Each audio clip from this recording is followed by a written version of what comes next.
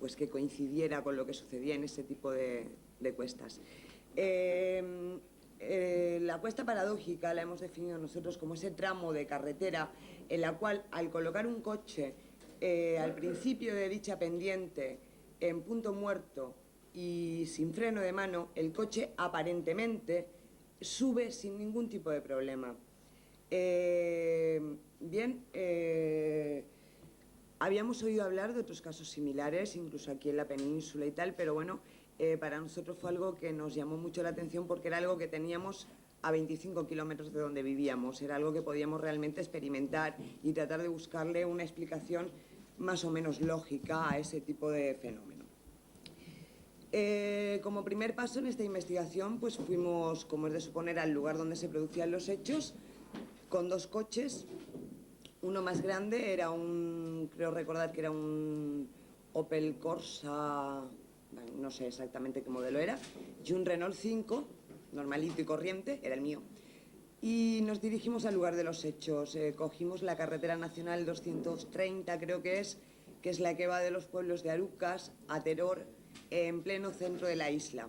Y allí cogimos la desviación hacia la carretera de los Castillos. La carretera de los Castillos es una carreterita que, bueno, muy poca gente conoce o muy poca gente usa, como no sea que viva en las inmediaciones, porque de hecho a la hora después de buscar los planos topográficos que nos cedió muy amablemente el Ministerio de Obras Públicas, pues no tiene ni tan siquiera número de carretera, es decir, es una carretera vecinal muy poco frecuentada. Bien, llegamos al lugar de los hechos, nos bajamos del coche y, bueno, observamos el terreno. A simple vista, efectivamente, la cuesta sube. No tiene una inclinación demasiado pronunciada, es decir, no es un cacho cuesta como la que tenemos aquí para llegar hasta aquí, pero sí, repito, a simple vista se observa una elevación del terreno.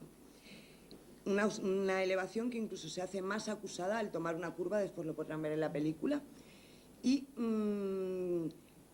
observamos también todo lo que era el asfalto de la carretera, para intentar ver si había algún tipo, pues, bien en el asfaltado, en el peralte, algo que pudiera hacer que el coche, en cierta manera, subiera por donde en teoría no tenía que subir. Bueno, una vez hecho este tipo de investigación, comenzamos con la primera prueba. Pusimos el Renault 5 en el principio de la cuesta, en punto muerto y sin freno de mano. Dentro iba yo y el cámara, que es el que sacó después la película, y nadie más. Lo intentamos de varias formas. Incluso yo llegué cuando el coche comenzó al poquito tiempo y de una forma que, bueno, realmente al hacer el experimento ponía los pelos de punta a ver cómo el coche comenzaba de una forma al principio muy lenta y adquiriendo velocidad posteriormente comenzaba a moverse.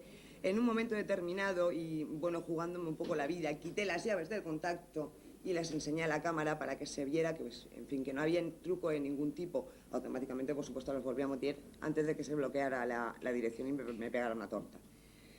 Bien, como les estaba diciendo, el coche comenzó a subir al principio de una forma muy lenta, cobrando velocidad conforme subía. Llega a esa curva de la que les estoy hablando, que es como una especie de repecho. Ahí reduce un poco la velocidad porque además se ve que es bastante más pronunciada que el resto, y al coger la curva, que es hacia la derecha, sigue durante otro tramo más hasta que en un momento determinado se detiene. Esto les digo con el coche, en el coche 2 personas únicamente.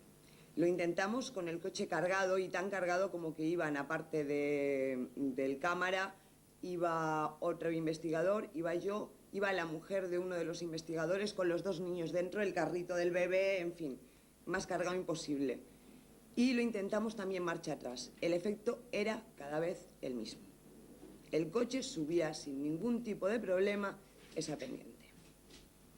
Bien, se había producido lo que incluso para las gentes del lugar se podría decir que era casi algo milagroso, algo que carecía totalmente de lógica y que, bueno, que yo diría que incluso estaba en contraposición total a leyes físicas conocidas actualmente. Es decir, un coche no puede subir una pendiente sin que una energía o un motor tire de él.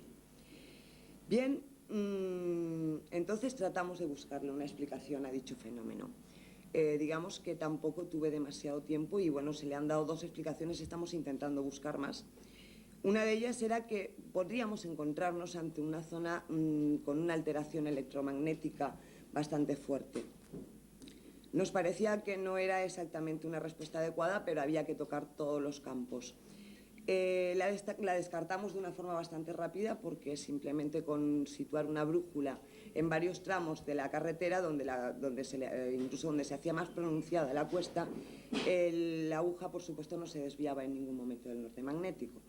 Aparte de que, bueno, lo que yo pensaba era que si existía una alteración electromagnética tan fuerte que era capaz de arrastrar, por así decirlo, un coche cuesta arriba, debería haberse hecho notar sobre objetos mucho más pequeños, como podrían ser llaves o cualquier otro objeto metálico.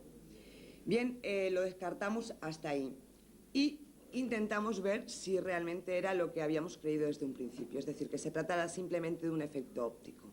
Es decir, que lo que parecía una cuesta no fuera tal, que fuera una rampa, es decir, una bajada. La verdad es que después cuando vean la película les va a resultar incluso extraño que eso sea una bajada, pero efectivamente es lo que sucede, es una bajada. Conectamos con un grupo de ingenieros que la verdad se portaron maravillosamente porque vinieron con nosotros a hacer un análisis topográfico del terreno, lo midieron y efectivamente las cotas de nivel, las curvas de nivel bajaban sensiblemente. Y después lo pudimos comprobar también sobre los planos. Es una pena que no se puedan proyectar transparencias porque sobre el plano se ve muy claro. Y observamos lo siguiente. En los primeros 40 metros de esa cuesta, la curva de nivel pasa del nivel 602 al nivel 600. Es decir, en los planos existen lo que se llaman las curvas de nivel en las que se va viendo cómo aumenta o disminuye el desnivel de las carreteras. Bien, repito, en esos primeros 40 metros, al bajar de la cota 602 a la 600, obteníamos ya una bajada de 2 metros. Por tanto, el índice de desnivel era del 5% en 40 metros de carretera. En los siguientes 131 metros, la curva de nivel pasa de la cota 600 a la 596, es decir, baja 4 metros más, obteniendo un desnivel de un 3%. Y en los siguientes 122 metros la curva de nivel se mantiene en los 596, es decir, que es un terreno totalmente llano. Es decir, en unos aproximadamente 300 metros de carretera se produce una bajada de 7 metros con respecto al nivel del principio. Es decir, que se obtiene un desnivel de un 2,39%. Bien, parecía que estaba ya todo aclarado y efectivamente así es. El punto en el que situamos el coche, además, para empezar la prueba, es precisamente el que más desnivel presenta con relación a los otros tramos de carretera. Habíamos quedado en que en 40 metros se obtenía un índice de desnivel de un 5%, es decir, bajaba 2 metros en tan solo 40. ¿Qué ocurre?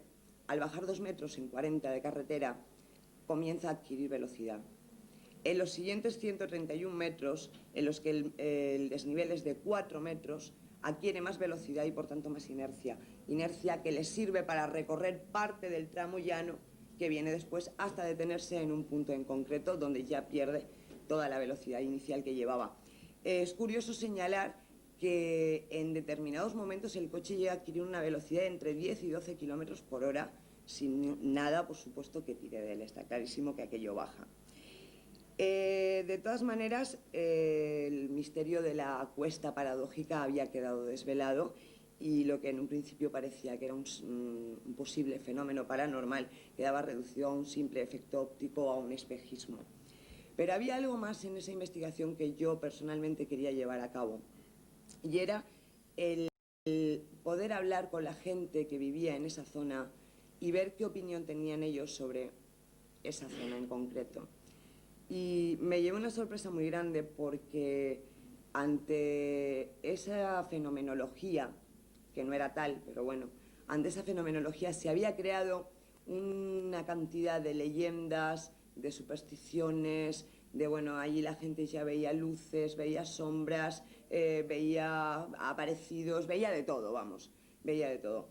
Y lo peor era que incluso había aparecido gente que se autoproclamaban investigadores, y lo digo porque pienso que es algo que debemos evitar si queremos seguir una línea un tanto científica.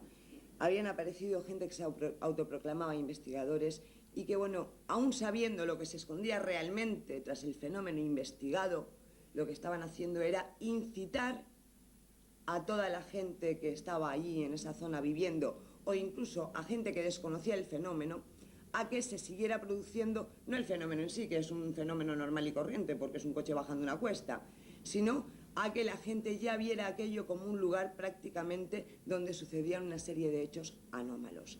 Esto es casi para mí lo más importante a resaltar.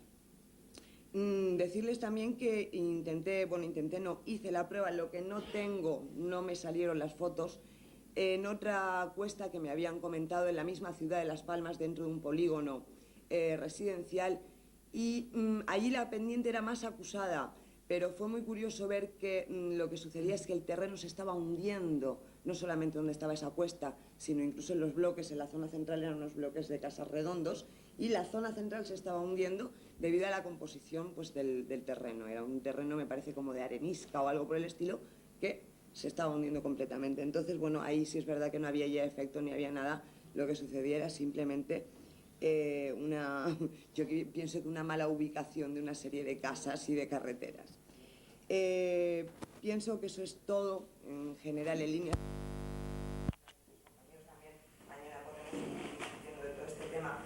Una de las cosas que me queda por hacer, que no he tenido tiempo de hacer antes de venir para acá, es intentar hacer una investigación geobiológica de toda esa zona mediante una serie de aparatos para intentar detectar pues, fallas o tónicas, en fin, una serie de cosas, pero que creo que no va a ser representativo una vez que se ha visto que la cuesta baja, efectivamente.